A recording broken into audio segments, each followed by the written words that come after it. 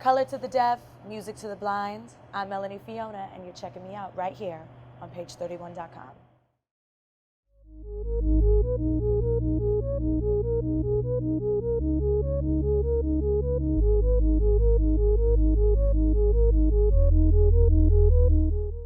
We're here with Melanie Fiona. We had to bring you to the newly opened Ice Bar. Amazing. To find out if you really are a cold piece. I see that you've kind of made it a noun. Explain to us what a cold piece is in your own words. You know, a cold piece, I've used it in lighthearted ways. I think to make light of sometimes situations that happen in life. A cold piece can be a good thing, something fly, damn, that's a cold piece, nice ride, fly girl. And then, you know, somebody does, you ever like have somebody, know somebody that just does something just crazy, they're just foul on a regular basis? It's a cold piece. That's also a cold piece. So yeah, I've kind of named it this thing, and you know, like in conversations with my friends, they say something, somebody tells a story, it's like super dramatic, and there's nothing more to be said. You just like, damn, that's a cold piece. Didn't get it. So I always had that concept in my mind, and I always thought that it could be cool to play on it, to make it into a song. And fortunately, my creative juices started flowing. I just told a story through it. Yeah, I mean, the record it has this great fusion of like that boom bap hip hop and then R&B soul. Kind of has like a Lauryn Hill vibe to it as well. What was it like in the studio when you were making the record? This song is actually really funny because I did this song on a complete, unexpected, creative trip. I actually went on a writing trip to do songs for other people, and I ended up meeting a producer, Alan English, and we kind of just hit it off, and he started playing me some music, and it was my first time working with him, and he definitely had a love for that boom bap 90s sound with a lot of musicality because he plays, and he's so talented. And he just started playing this beat, and it just kind of reminded me very much of like a Fugees era, of like that hip hop KRS-One era. It reminded me of a time in music that I really identified with and I grew up on and I loved. And it allowed me to kind of flow on it differently than I get to on my big ballads or more the mainstream records people have heard from me. And hip hop is such a big influence of mine. So having the title Cold Piece, having that beat, they just kind of fused together. And the song just kind of naturally came about. The funny thing is that we did the record on this writing trip, and sadly, all our equipment and all our tracks and the hard drives got stolen on that trip. And so we lost the song, we lost the music. And we actually had to get back together. He was in the UK, I was in New York, came back together and recreated the song. And it was just magic, you know, like we met and made that happen. And so we knew that there was something special there, so we had to like, you know, make it happen. And it was very natural and very organic. So what exactly are we going to get? Is this going to be on an album, upcoming album, or is this going to be part of a mixtape? Because I've heard whispers on both sides Yeah, of the you know, I'm working on an album now while I'm working on music in general. I'm just making music because I'm in a place to be free to do it and to do it for my fans with no kind of like boundaries or expectations creatively.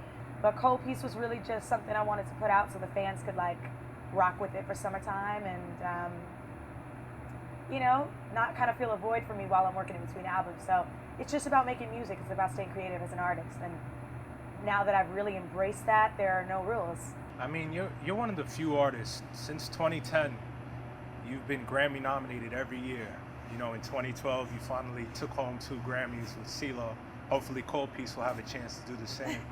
But what was that moment like for you, winning the Grammy, and you know, you had that long run to the stage where you had to think about what you were going to say up there? I had no idea what I was going to say. You know, when I make music, I never really think about it like expecting anything. When I did the song with Cee Lo, it was just supposed to be a remix, and then it became a #1 record, and you know, winning the Grammys for a singer and a songwriter was such a huge accomplishment in my career. To know that the respect of the Academy to have that is such a huge accomplishment. You know, it means more than being like the most known or popular artist or famous artist.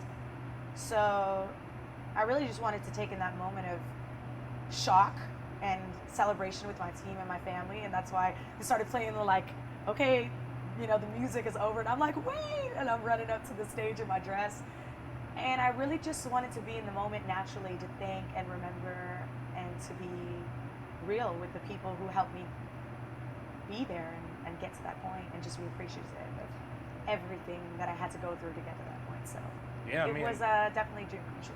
I recently saw you've done these great covers that have been all over the internet. You did the Bad cover, you did the Started From the Bottom cover. When you hear a song like Started From the Bottom, you know, people always kind of, because of Drake and his Degrassi thing, they're like, oh, he didn't start from the bottom. But you were there from day one. Do you feel like where you guys started from was the bottom? I feel like being from Canada started from the bottom, you know what I mean? Like, what we have to do to break into an international market, to break into a US market, that is a big struggle that I don't think people actually know how difficult it is. So I understand. That's why Started From the Bottom became such like a favorite record of mine, because we do feel like we start from the bottom there.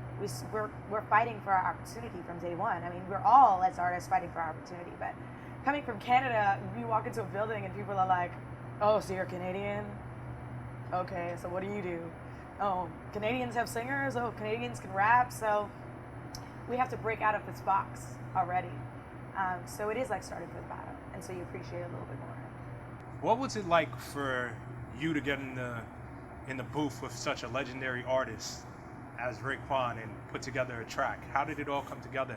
I was in the studio with Jerry Wonder. Jerry Wonder was doing the music for him, and you know, he asked me to be on this record, and I was absolutely about it. I mean, that's legendary music. That's like a moment in my life that I won't ever forget, because I always feel like it's about working with the people that you admire and respect in the industry, and leaving something for the fans to enjoy. So for this, like, you know, foundation of hip hop, and then like me being a new artist, being able to bring those two worlds together is such an honor. And I really feel like it was a great song for us, because it kind of has this like Soundboy Kill It, rude boy reggae kind of feel, and me being Caribbean, it kind of all fit and made sense. And I love it, and I'm appreciative of the opportunity. And you know, I've been blessed to work with like Raekwon and you know, KRS-One and Buckshot, and you know, even artists like Big Crit and J. Cole, and living in that hip hop world. It's just a matter of generational music coming together, and that's what it should be about. So it's cool. What would you say is like one of the best moments of your career so far?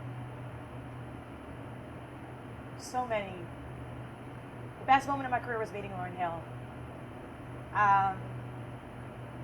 She is like one of my biggest living inspirations. I mean, Whitney Houston is a vocalist of mine, and Sam Cooke, Bob Marley. These are people that I really feel inspired by, and I know that she's also inspired by them as well. I'm gonna do like the cold rock, by the way, because it's freezing. And I by chance and just by universal laws of attraction, happened to find myself at one of her last and most recent concerts in Williamsburg, Brooklyn. And it turned out to be like a religious experience for me, because I got to see someone that inspired me all throughout my youth, of wanting to make music and make people feel what she made me feel, as an actress, as a writer, as a rapper, as a singer, as a woman. And it's crazy, because like thinking about it, it makes me like shiver even more, because it's so emotional. And I got to meet her, and I had such an emotional moment that I wasn't even prepared for. I just cried. And I just wanted to just share my appreciation. And I think the greatest part of being an artist is when you can really tell your artist that inspired you how they helped you get to where you are. And that's such a gift in itself. And what she gave me as an artist for her artistry, I can now give to my fans. So that's definitely a moment in my life that I will never forget, and I cherish very, very much. All right, definitely. Now, let the people know how they can keep up with Melanie Fiona. And keep up with me. I'm everywhere. I'm in these streets. I'm on the subway. I'm in your mama's house listening on her radio. You can find me online, Twitter, Melanie Fiona, Instagram, my MF Life, Facebook, all those things. I'm out here. I'm very accessible for you guys because it's about my connection with you. So I love to hear from you. I love to interact with you. So come and say hello. Is that it? Is that it? Because I'm free.